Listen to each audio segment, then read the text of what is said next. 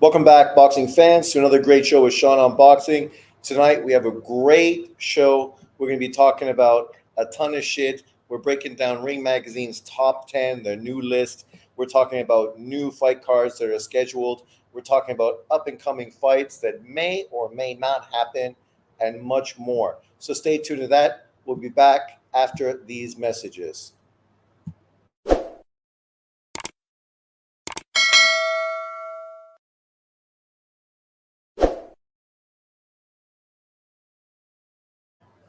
Welcome back. So, as I said, today we have a great show. We're going to be chopping it up, looking at all the great topics that are currently going on in the boxing world. Obviously, Ring Magazine just came out with their top 10. As you can tell by my title, non-Americans are dominating boxing. This isn't a shot at Americans. American boxers are still right there in the mix. But isn't it interesting? Isn't it fun? Isn't it entertaining to have now a more diverse global boxing perspective, as opposed to when I grew up and it was just Americans and Mexicans. And primarily that's all I ever watched as far as boxing. Occasionally a UK guy, and maybe even someone from Canada. But outside of that, you didn't really see this diverseness of boxing that we get to see today. Of course, a lot of that's thanks to social media, the internet, and just access to information that we didn't have in the past. But because of that, these are some of the great names who currently are kicking ass in the boxing world. So let's jump to it. So this is Ring Magazine's top 10. Obviously, as I've said multiple times, I think there's about 13 to 15 fighters who all potentially could be put in the top 10 list, depending on your feelings, your criteria. For me, I would have Lomachenko on this list instead of Devin Haney at this point, right? Because I feel Lomachenko is coming off of a spectacular win. Devin Haney's coming off of a fight that was just turned into a no contest. And we don't know what he's going to look like coming off of that brutal beatdown that he took with Ryan Garcia. Whether Ryan was cheating, whether the fight counts or doesn't count, I ain't holding it against him. I'm not saying he's got a loss, but the reality is the mental aspect of having a fight like that, and mentally the toll that it plays on you, is something we're going to have to wait to see how Devin Haney bounces back, right? You also have guys like Shakur Stevenson. Obviously, he's not getting as much love as he had before because of a few less than spectacular performances over recent days. Really, since he's moved to 135 pounds, he really hasn't been grabbing the interest of boxing fans like he was at 130 pounds, right? Whether that's him cutting ties with Top Rank or just lack of interest in his opponents and his performances. You also have quite a few other fighters who could be in this conversation. I saw a list recently that obviously had Teofimo Lopez on that. Him similarly, this is a guy who's coming off of inconsistent performances and inactivity. So it's hard to really be super excited about where he is on the list. I heard somebody upset that Junta Nakatani is ranked above Devin Haney. But Junta Nakatani, unlike Devin Haney, is a legitimate three-weight world champion. He's come through three weight divisions and been dominating in all three of those weight classes. Devin Haney moved up, looked spectacular against Regis Prograis, and at that point of his career, he was really at the highest on the pound-for-pound list that he'd ever been, coming off of a controversial victory against Lomachenko, but nonetheless still a victory, being undisputed, and then beating Regis Prograis in the way he did. That was the epitome, the top of the charts for Devin Haney. Obviously, coming off of this Ryan Garcia debacle, it leaves some room for speculation and obviously for people to be ranked above him. Junta Nakatani, on the other hand, since he's moved up to his third weight division, has looked spectacular, knocking a motherfucker out. I saw people criticizing his opponent that he fought this week, but of course he fought who the WBC mandated. You can't really question or criticize the fighters for fighting who the sanctioning body is mandating them to fight. From the WBC, historically, their mandatories have been pretty good. So, if they're pushing some mandatory in front of you, you just got to do what you got to do. You got to fight your mandatories. I mean, it's the same reason Boots Ennis is rematching a guy we've already seen him fight. Who's interested in seeing that fight again? The first fight was very uninteresting. Stylistically, it did not mesh at all. And now we get to watch that one more time. Let's hope Boots Ennis finds the special key to get that guy out in more spectacular fashion. But Devin Haney in number 10, Junta Nakatani, who's obviously really just elevated over the last year, and of course Gervonta Tank Davis, who arguably could be ranked higher on this list. And on my list, he is ranked higher.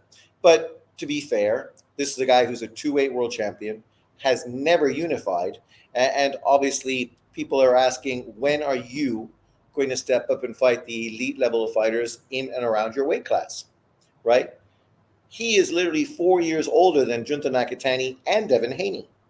But yet, unlike them, he's never become a three-weight world champion. He's never became undisputed. He's never even unified. Then we move to the next part. You have Bam Rodriguez at number 7. Obviously, Bam is coming off of some spectacular performances. His victory over Sonny Edwards was a really great fight, him unifying world titles in his second weight division. Then obviously he moved back up to his original division, which he moved up from and then moved down and then moved back up to be Juan Francisco Estrada. Sure, Juan Francisco Estrada was coming off of a long layoff, but literally he was coming off of a career best win against Roman Gonzalez, and in a fight where literally he won.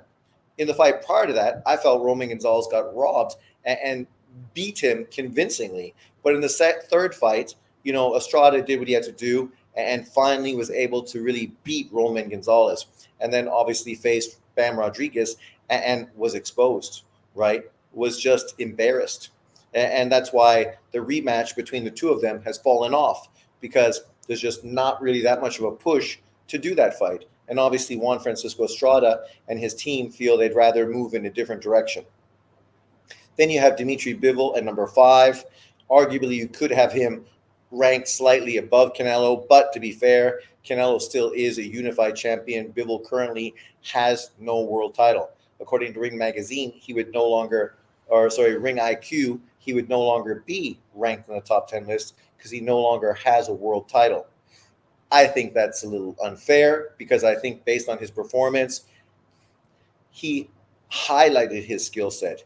He elevated himself in losing that fight to Beterbiev. So to throw him off the pound for pound list just because he doesn't hold a title seems a little bizarre and a little bit, out of touch with reality. I'm not criticizing Ring IQ. He's got a list and he sticks with it. But on my list, in this particular case, this particular situation, I would look past that, right? When Ring Magazine had Errol Spence still ranked on their Ring Magazine top 10 list, coming off of a brutal knockout loss, that was questionable, because he should not have been still ranked in the top 10 after being demolished and just decimated by Bud Crawford. Then, of course, you have Canelo at number 6.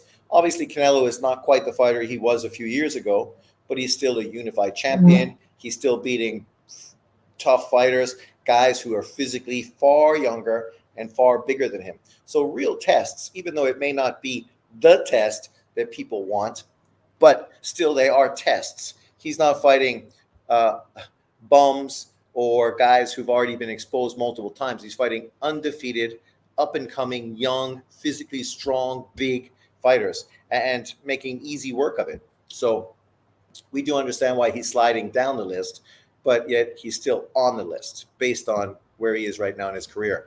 At number 4, based on his spectacular performance this weekend, and I think it is totally justified, is the current undisputed light heavyweight world champion of the world, Artur Beterbiev, who I felt beat Bivol, especially when I rewatched that fight.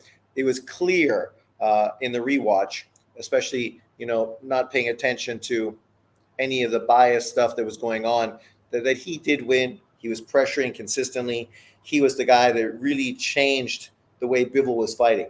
Bivol adjusted because he couldn't cope with the physicality and the pressure.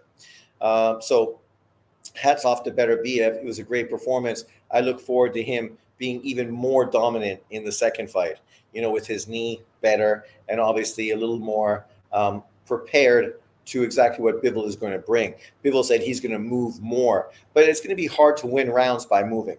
It's kind of like when Lara fought Canelo.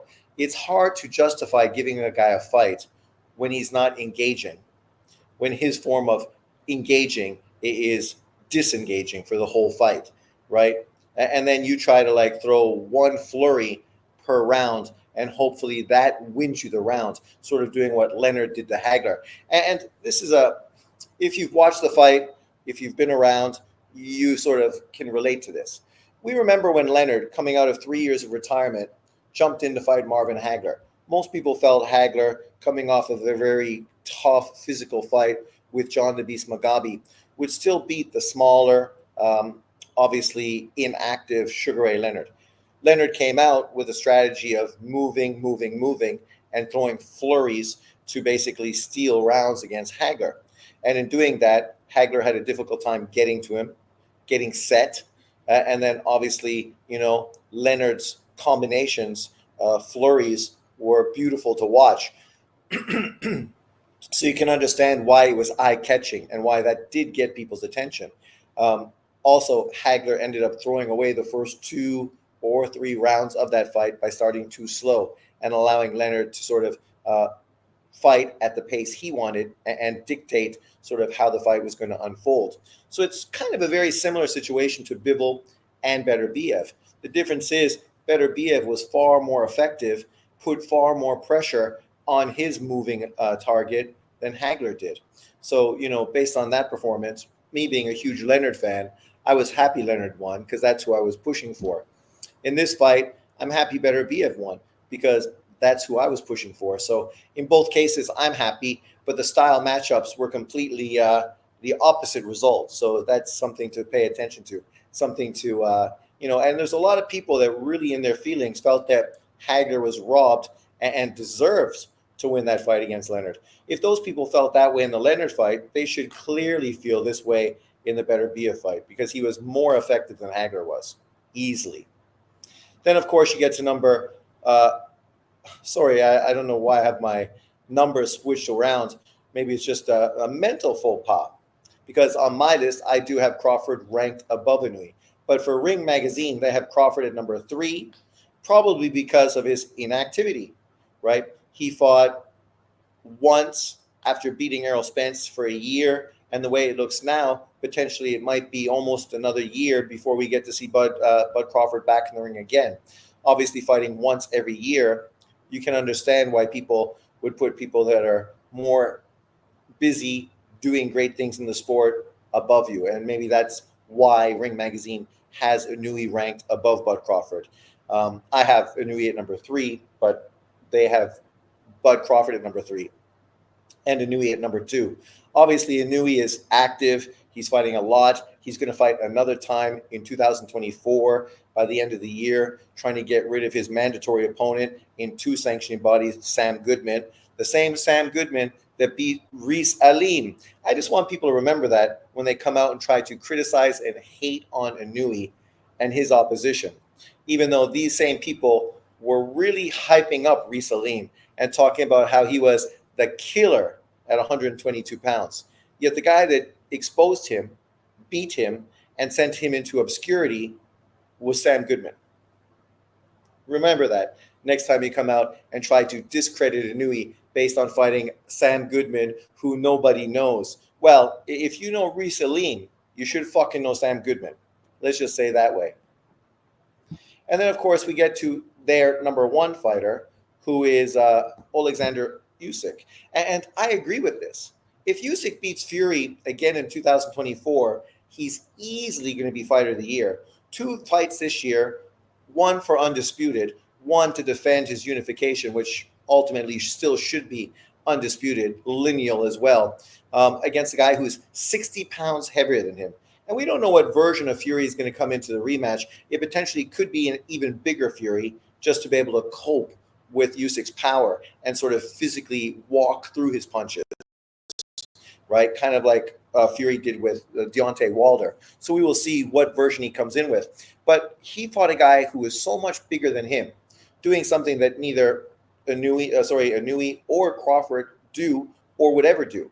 For Crawford to move up to fight Canelo Alvarez, he'd be jumping up a lot of weight divisions, but he still wouldn't be coming up close to what Usyk did in fighting Tyson Fury. That is ultimately what pound for pound is, right? This is a smaller fighter who's moved up to the heavyweight division and is taking on the monsters at that division and won in a very impressive fight, one of the best heavyweight fights I've seen in a long time. And that's saying a lot because stylistically, I didn't expect much from that fight. And I favor Fury to win in the rematch, right? So I'm not hating on Fury. I just figure he had some sublime moments in that fight. And if he could capitalize on those, potentially he might be able to take advantage of the smaller fighter because Usyk is significantly smaller. And right now, Usyk obviously is a two-weight undisputed champion. He's had all of his victories on the road. What he's done is unparalleled in the boxing world. You've never had a fighter ever be a two-weight undisputed champion, lineal, in both divisions, who's literally fought every single world title fight on the road. Literally none. I don't think you could tell me any fighter that even comes close to needing to literally fight consistently in his opponent's backyard. And that says a lot because that's a lot of pressure and obviously very difficult for fighters to do. But Usyk has made a living out of doing that and fighting bigger fighters and obviously looking great in the process. Obviously, I'm an HA fan, but I gotta give plaudits give flowers where they're deserved, and Usyk definitely deserves it. So, as my question is, who is your pound for pound number one fighter? I saw people like Dante's Boxing Nation, of course, JB and others, who try to shoehorn Bud Crawford into that number one position and act as if there's no conversation for anybody else. But yet, that whole narrative is false because there is a conversation for others. There's a conversation for both Usyk and Inouye, right? Legitimate conversations. And having a conversation between those three fighters, three undisputed, two-weight undisputed champions in this era is, totally valid. And you shouldn't feel like you can't debate or defend one or the other fighters as the number one fighter. Just because Crawford is black does not mean he is deserving of being the number one fighter pound for pound, right?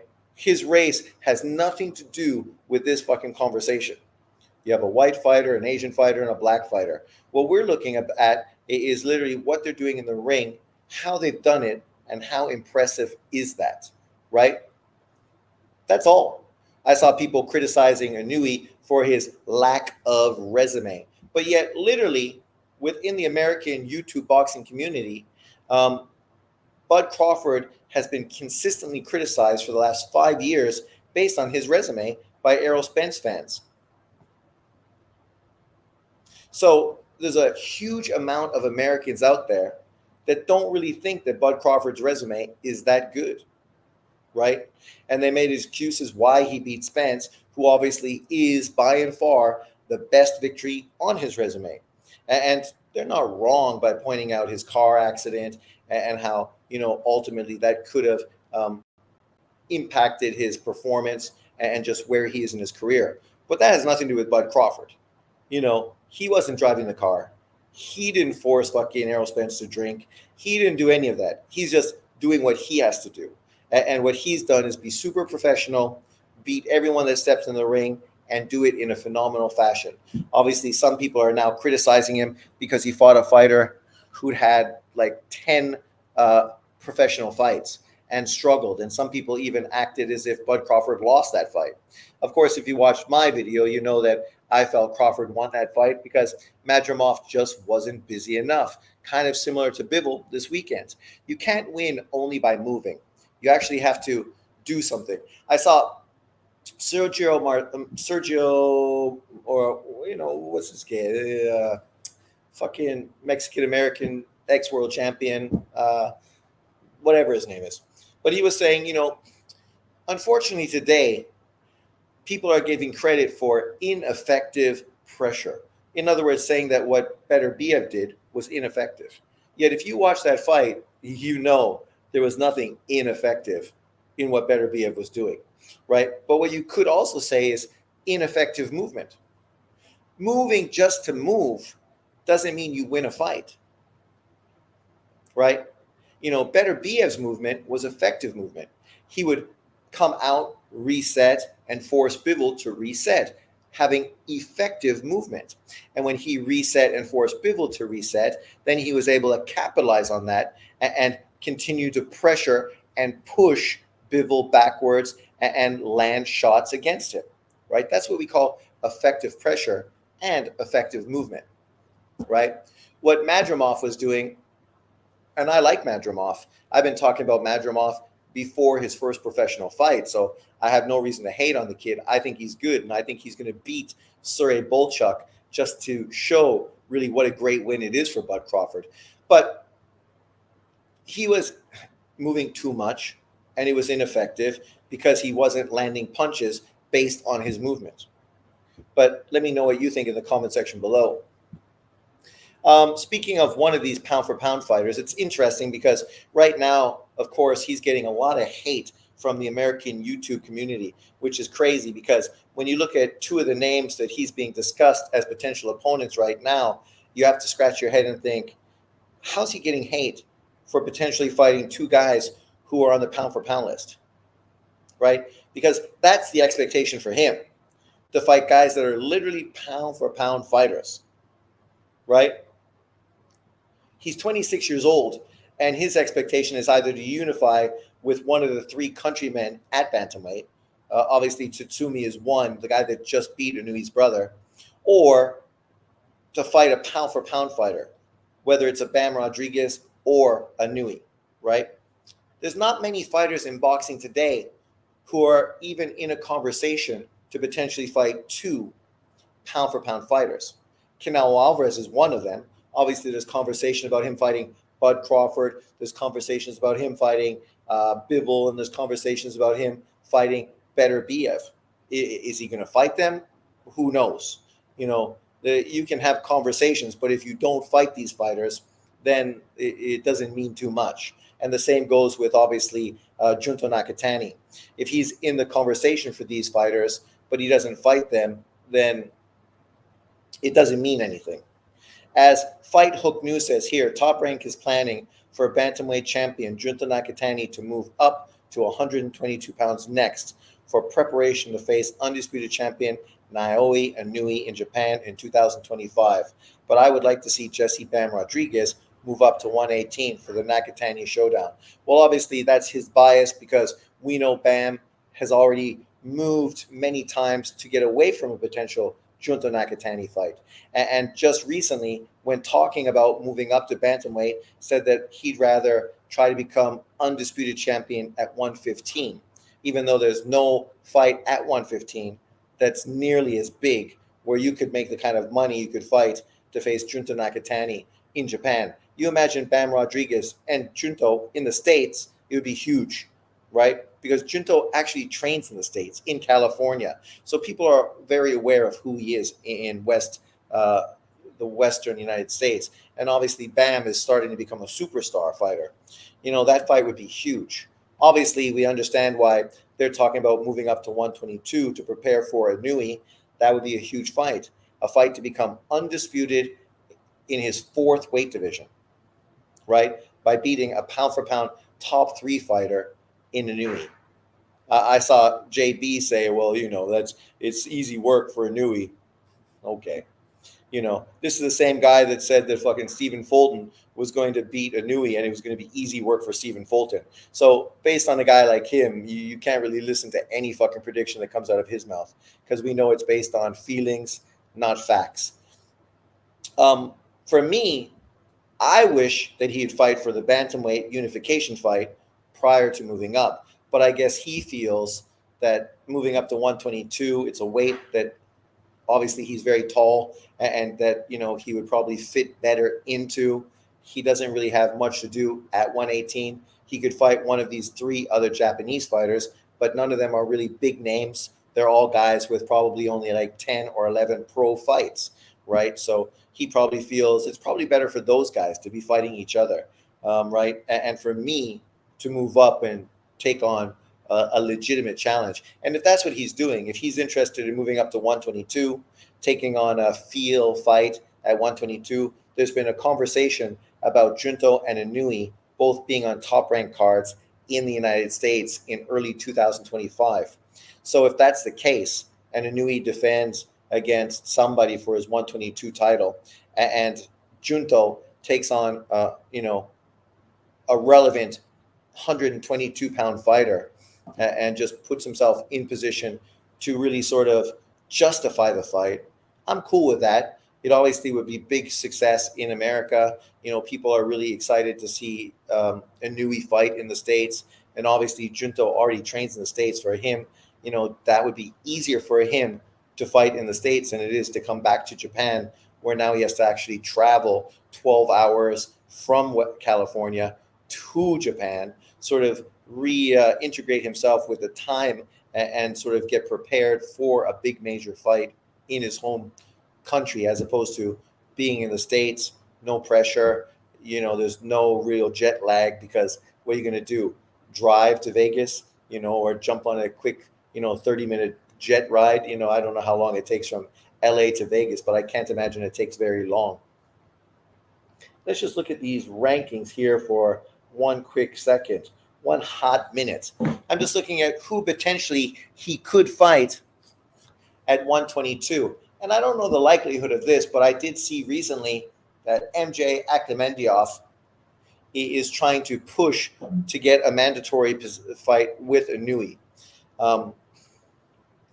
So I don't know if he would be the guy Inui would fight in the first half of 2025, or potentially a Casemiro, which you understand that was a fight that was already supposed to happen during COVID.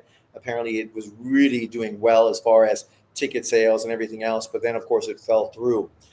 So that might be a fight they re-investigate, in the American debut.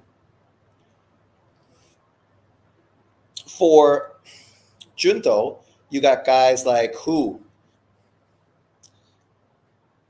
Right now for the WBC, you got Picasso, Tapales, Neri, and MJ in the top four. For the WBA, you got MJ, Roman, Cardenas. That would be a good potential opponent for Nakatani. You also have Elijah Pierce. Throw Elijah Pierce in there with Junto, right? That's going to close a lot of fucking mouths quick. And then, of course, you have Neri and Tapales that are right there. Kevin Gonzalez is also right there. That's a fight that probably would sell well in the West Coast. For the IBF, you got Sam Goodman, empty spot, Tapales, MJ, Liam Davis, and another Japanese fighter who I think we've seen recently on another card.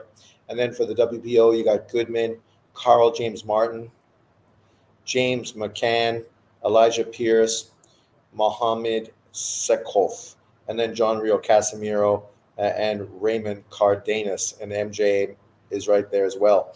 So it'd be interesting to see who they'd put him in the ring with. For me, I think that would make a lot of sense. Obviously, I would have loved to see him fight Bam. Stylistically, what a fight that would be, right?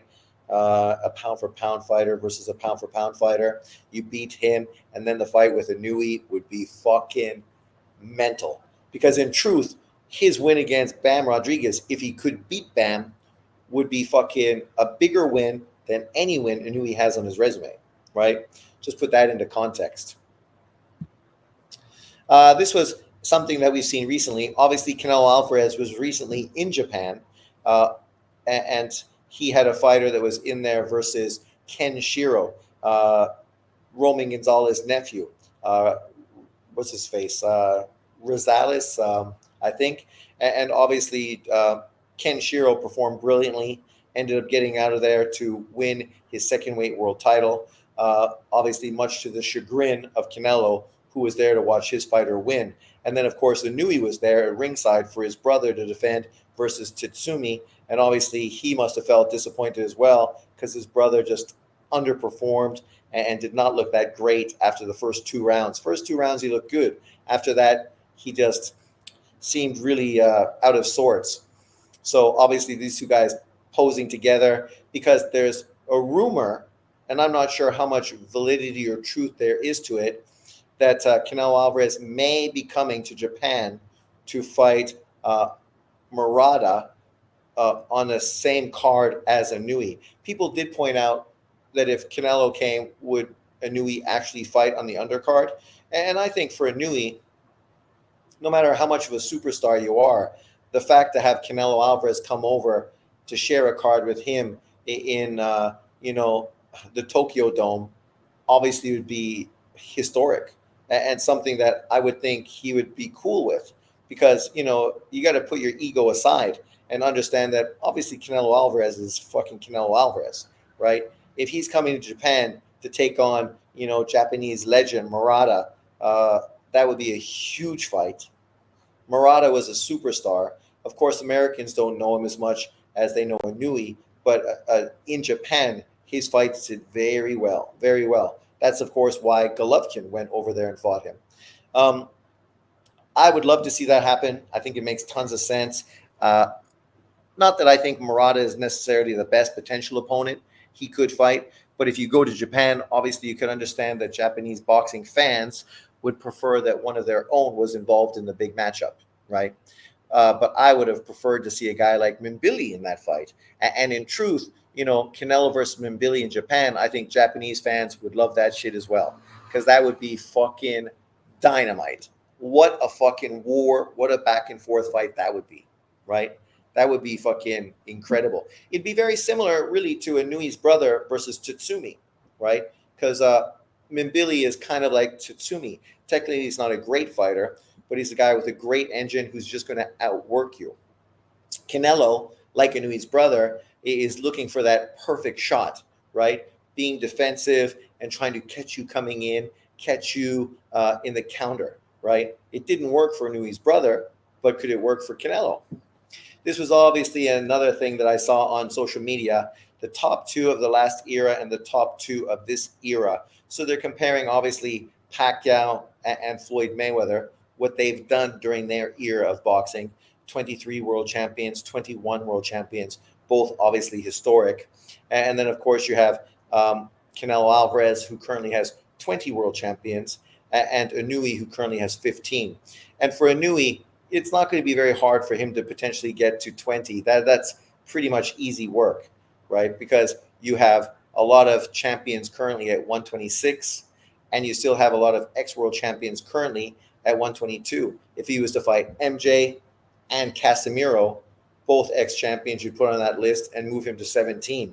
Then you move up to 126. You easily could get 3 champions on your resume like that just by being with Top Rank, because they currently have 3, I think, of the champions at that weight class. So, you'd be at 20 fucking, before the end of 2026 and be literally 32 years of age, 2 years younger than Canelo Alvarez, and obviously 1 win behind Pacquiao and 3 wins behind Floyd Mayweather. So the possibility of both Canelo and Inouye passing Pacquiao and Floyd Mayweather for the most champions fought in a career, it ain't out of question, right? It ain't out of question at all. I mean, for Canelo, it may be a little more difficult.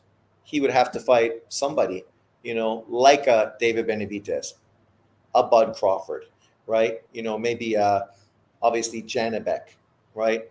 You're trying to think about guys that are champions, ex-world champions that you could potentially fight. Senior Charlo, right? Bivol Beterbiev. So that's like 6 guys right there. Maybe Andrade, if he beat Charlo, right? So that's like 7 potential fighters you could fight to help you pass, obviously, Floyd Mayweather at 23. It's not out of the possibility of question, right? If you were to fight, say, uh, Bud Crawford, sometime in May of 2025. Now you go to 21, you tie Pacquiao. And beating Crawford, who's jumping up so many weight divisions, it's not out of the realm of possibility. Then, Charlo and Andrade fight. Whoever wins that fight, you then take on for September of 2025, right? That's a big selling fight. Obviously, the winner of that would get a lot of attention. We think the winner's probably going to fight Caleb Plant, but obviously Canelo Alvarez fight is far bigger, and we know Canelo's relationship with the PBC is good, so he could potentially then fight that winner, whether it's Charlo or Andrade, doesn't matter. And at that point, he would pass Pacquiao to get 22 world champions and literally be one world champion away from tying Floyd Mayweather, right? Yet this is a guy who gets so much hate. And I always say this is the same. Canelo Alvarez is in a very similar situation to Floyd Mayweather. It's ironic because people used to always scream racism for the fact that Floyd Mayweather was so heavily criticized constantly. But yet you look at currently one of the top fighters in boxing today, and that's obviously Canelo. And equally, he gets maybe not as much as Floyd, but more than anybody else in boxing today. Yet he has more champions under his resume, more accomplishments under his resume. The best resume in boxing today. I heard Pro Box talking about Terrence Crawford having the best resume in boxing today. And I'm like, you guys are such Canelo Alvarez haters. It's fucking ridiculous. Because if you really have a conversation with a hardcore boxing fan, a real hardcore boxing fan, they wouldn't put Bud Crawford with a resume above Canelo Alvarez. Some people would put Usyk and his resume above Canelo. I don't think his resume is above Canelo, but some people do push Usyk in that conversation. Nobody's pushing Bud Crawford in that conversation. Let's just be honest. And that's not hating Crawford. It's just talking about how much Canelo has done in the sport. And he's younger than Crawford. So let's keep that in context. And then, of course, you have a new Asian fighter in Inui who's often compared to Pacquiao, who, similar to Pacquiao, is doing great things. Already 15 world champions. And in truth, if he would have really fought the guys he should have fought at 115 pounds, he would have far more world champions than he currently has. And if he wouldn't have skipped over 112, he would have more champions on his list as well, right? Literally, he skipped over the 112-pound division, didn't win a title there, or else right now he'd literally be a 5-weight world champion, right? Going to 126 would be his 6th weight division. And then obviously 130 would be his 7th, 135 would be his 8th, tying Pacquiao, right, for what Pacquiao was able to do. Obviously, going to 135 seems a little unrealistic, but moving up to his 6th weight division, obviously fighting at 126 is something that we do expect and anticipate him doing. But obviously, I feel that one period of his career, they didn't really do what they should have done with Inui, and that's always a cause of criticism for him. So, if people say I'm just blowing smoke up Inui's ass, no, I've consistently been critical of the fact that he ducked Roman Gonzalez at 112, skipping over Roman Gonzalez to go to 115 to fight a 39-year-old champion, a great fighter, Navarez. And then once he was there, he didn't unify against any of the other champions at that weight division. And that's when Superfly was really called Superfly, when they were getting a ton of attention, a ton of hype. You had fucking Quadras, Estrada, Roman Gonzalez, fucking, what's his face, Rung Vasai, obviously the Filipino fighter at IBF. That might have been hard to get him. But you had a lot of good fighters. Then obviously, Ioka came to the division. I'm not sure if Inui was still there at that time or not. I don't think so. I think he came right after him. But you get my point. Obviously, there was a lot of potentially big-name fights he could have had at that weight division. And unfortunately, he didn't fight them. So, that's why currently he's only at 15. Here are some other topics of conversation. Potential fights in the future. I did see just today. Here we go. I think I listed at the back of this video, actually. Let's just jump ahead quick. There we go. So Better BF and Dmitry Bivol have both agreed for an immediate rematch. And that's great news because I can tell you that was a great fight. Really a great fight. I walked away obviously very impressed with Dmitry Bivol. I'm obviously very impressed by Better BF, but I do think Better BF can do even better in the rematch. Dmitry Bivol, I don't think he can do better. I don't see a way he can move and win without putting himself in dangerous position against Better BF in a rematch. But nonetheless, it's great news that Saudi Arabia has already got this confirmation between these two fighters for both of them. This is like mucho dinero. Both of them are going to be pulling in. So great for them.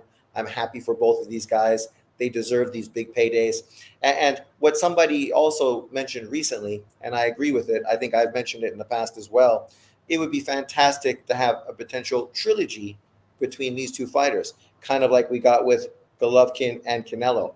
Obviously, it'd be better if we didn't have to wait such a big gap between the second and third fight, but nonetheless, that is a real possibility. Obviously, you also have Bawatsi and David Benavidez, who are at that weight division, Morrell as well. So, those three opponents, as well as Anthony Yard, who's still really that relevant.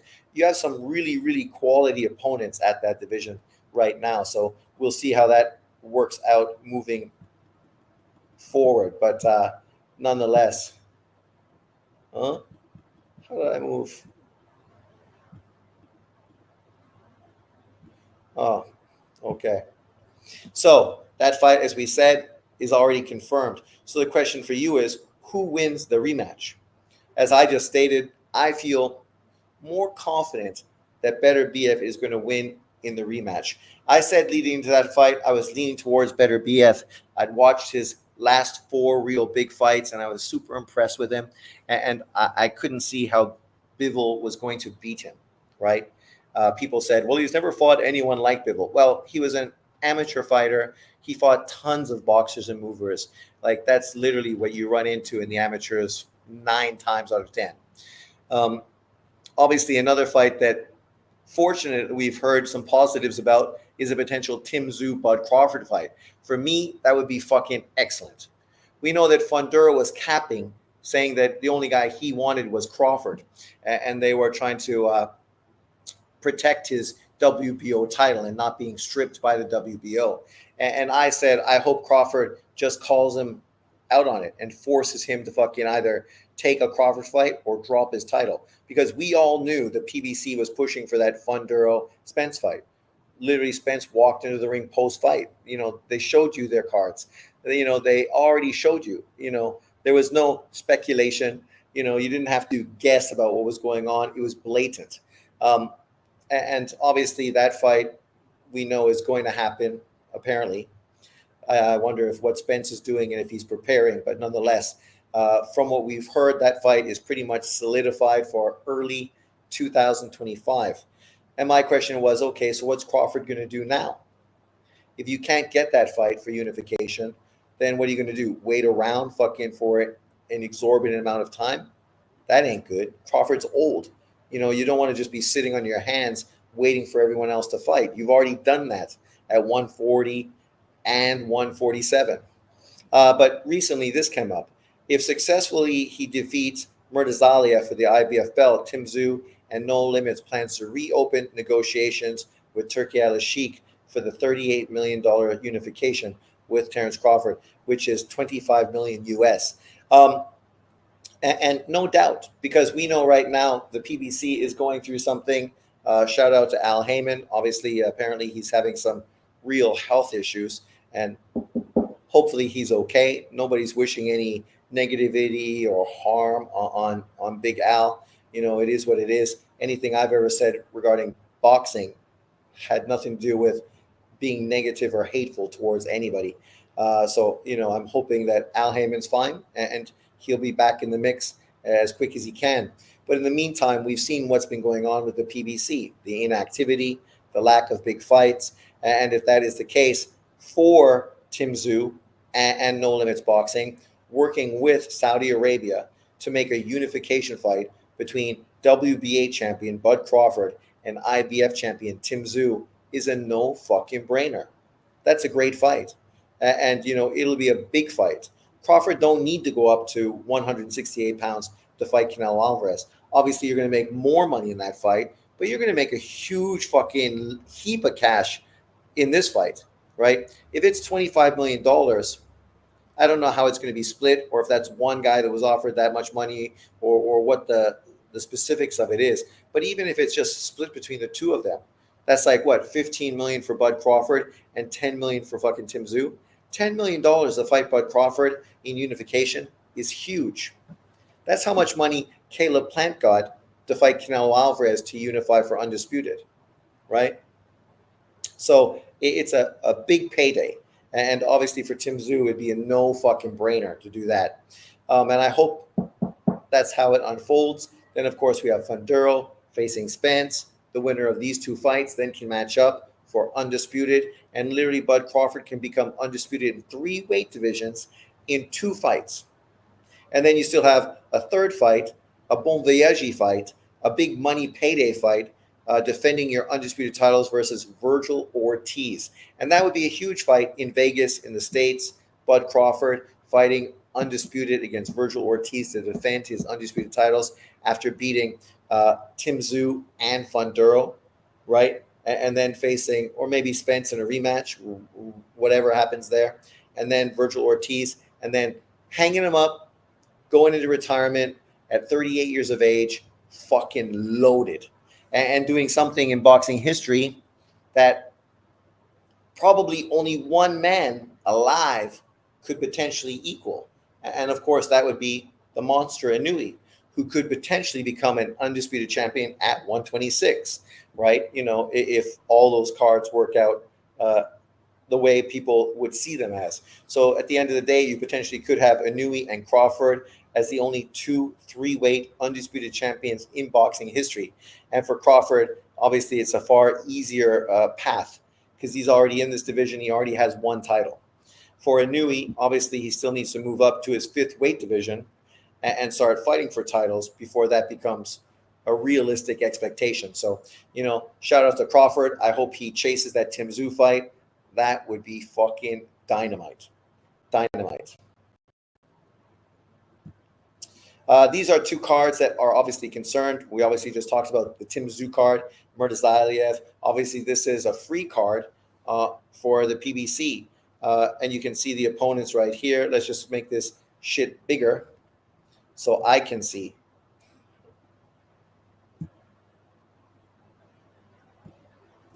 There we go. So obviously you have the young Cuban fighter, Yonanis Tellez versus Johan Gonzalez. I've been hyping up the Cuban fighter Tellez recently. I just made a video talking about up-and-coming young fighters, and I talked about how good that young kid is, and he's definitely somebody to keep an eye on. Obviously, 8 wins, 6 KOs, and really being fast-tracked. You know, so that would be a fantastic fight. Then, of course, underneath of that, you have Tapia versus Sandovar. I don't know who either one of these 2 fighters are, so I can't say that I'm excited about the fight. But as far as the matchup, it's probably going to be the best fight on the card. And then you have one of the best young up-and-coming heavyweights in boxing in Pero, who is obviously a Cuban fighter, currently 8-0 with 6 KOs, taking on Willie Jake Jr. I'm not familiar with him, but obviously Pero and his brother are 2 Cuban boxers, both heavyweights, that you need to keep an eye on, especially if you're interested in heavyweight boxing. You know, there's always that new crop of young blood coming through, and obviously these 2 Cubans are going to be facing or based out of America, so they're definitely 2 to pay attention to.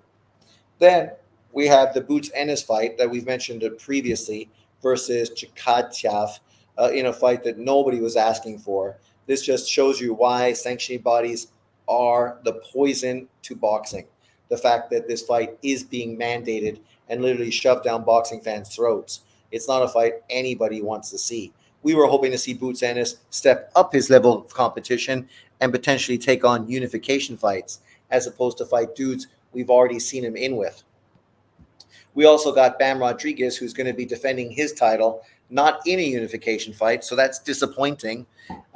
He's going to be fighting Pedro Rivera, a very tough fighter, but obviously, you know, a guy who's past his prime. It is what it is. Most people feel pretty confident that Bam Rodriguez is going to fucking go through that guy like a hot knife through cheese or butter, whatever you want to say. Then, of course, you got Raymond Ford bouncing back against Gonzalez. It'll be interesting to see how Raymond Ford looks. He obviously was coming off of a career best win looking spectacular, stopping the opponent in the 12th round to become a world champion, only to then be upset in less than a stellar performance against Nick Ball in his first title defense. Now jumping up, I think, in weight, obviously to 130. It'll be interesting to see what he does moving forward.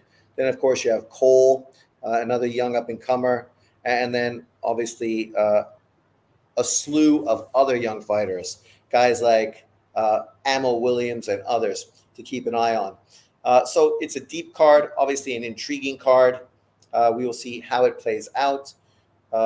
Neither of these cards are sensational, but nonetheless, neither of these cards are pay-per-view. So, you're getting what you expect for what you're paying. Another fight that's being speculated to is a potential Fabio Wardley fight versus Jared Big Baby Anderson.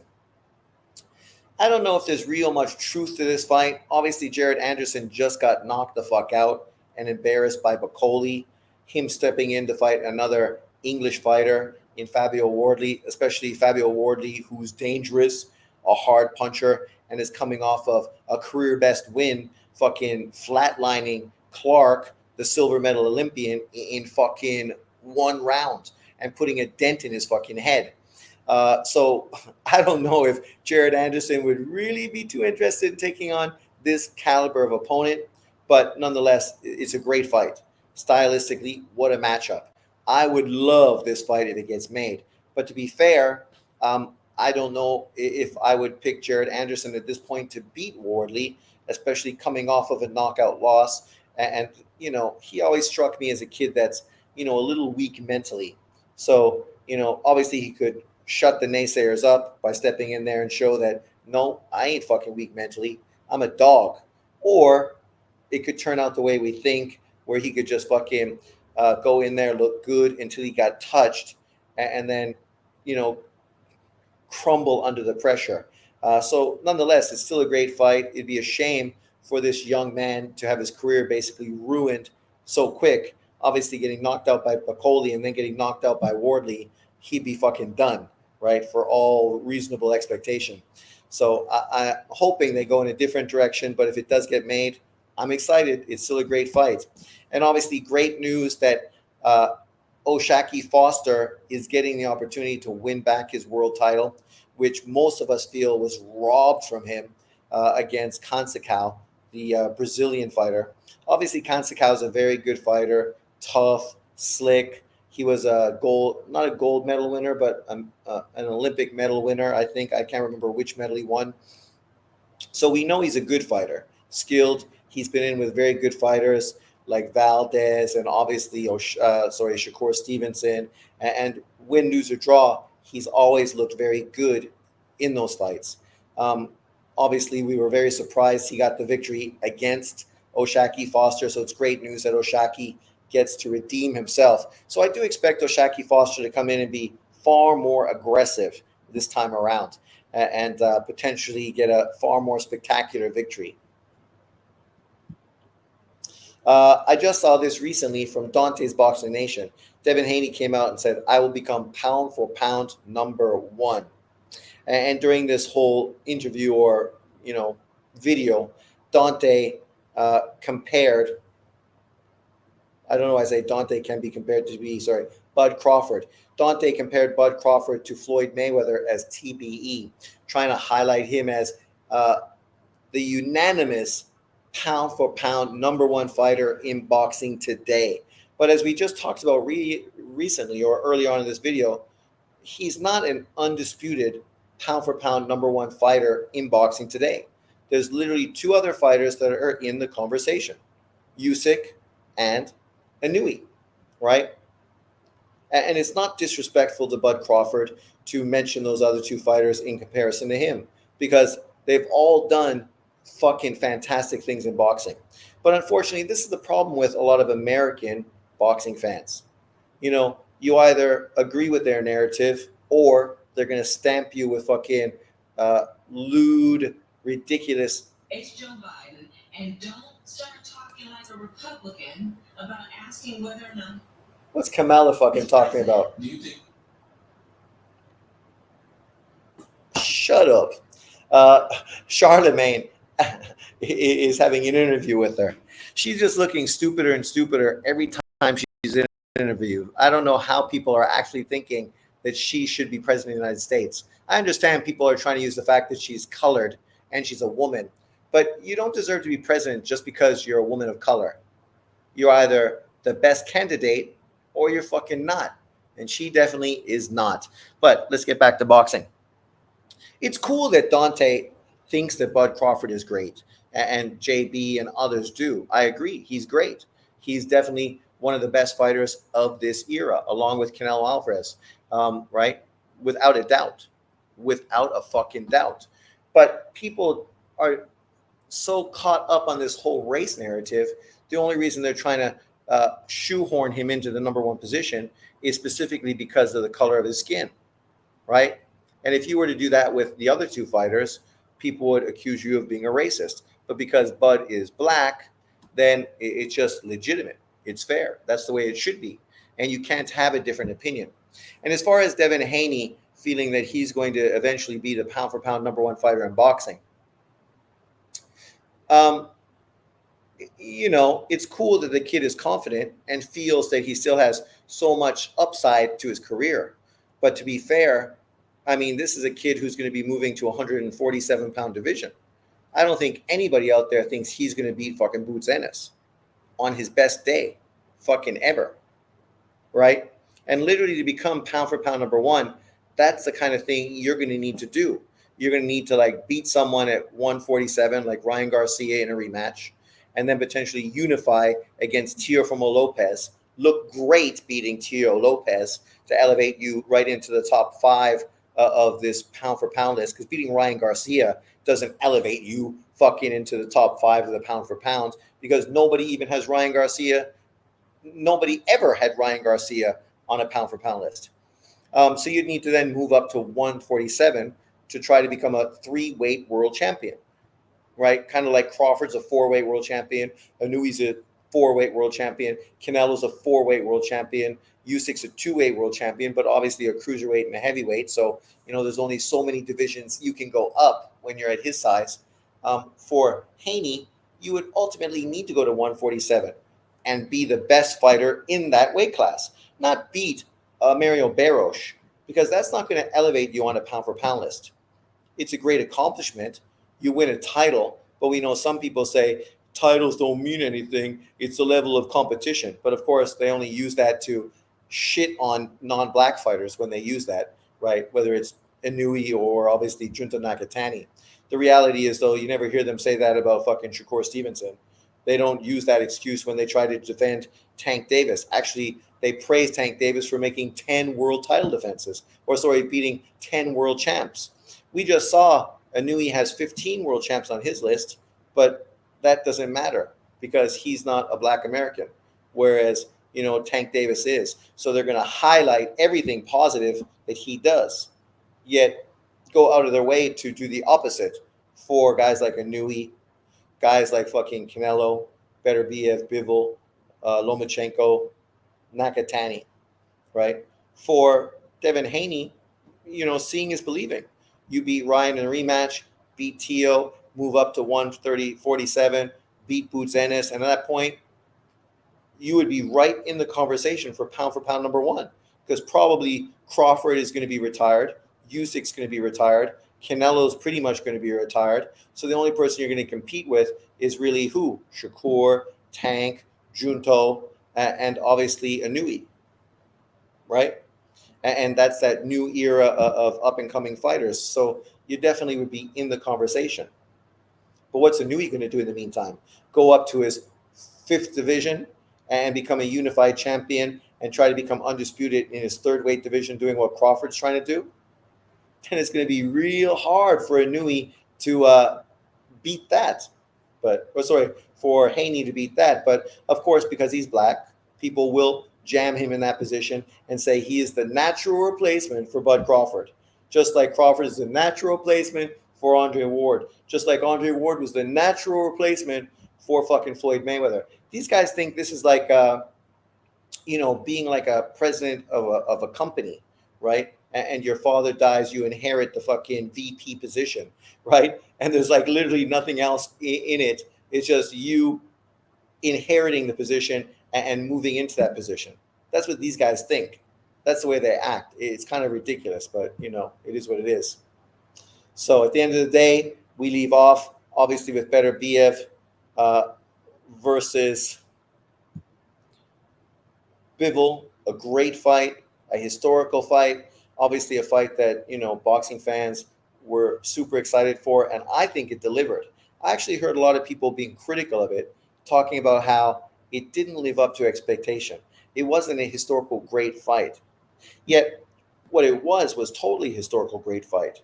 You had two great fighters, different styles, maneuvering, making adjustments, trying to do what they had to do to beat their counterpart in a high level chess match, right? And that's what it was. And that speaks volumes about the level that Better BF and Bivol are on, which is why obviously both of them are on the pound for pound list. Um, it was spectacular. And I do expect that Better BF is going to be even better the second time around. But let me know in the comment section below, who do you think is going to win the rematch? Do you think Bivol can do it the second time around? Or do you think Better BF is going to be better or older? Let me know in the comment section below. Thanks for watching. I appreciate you. Remember to like, subscribe, and share.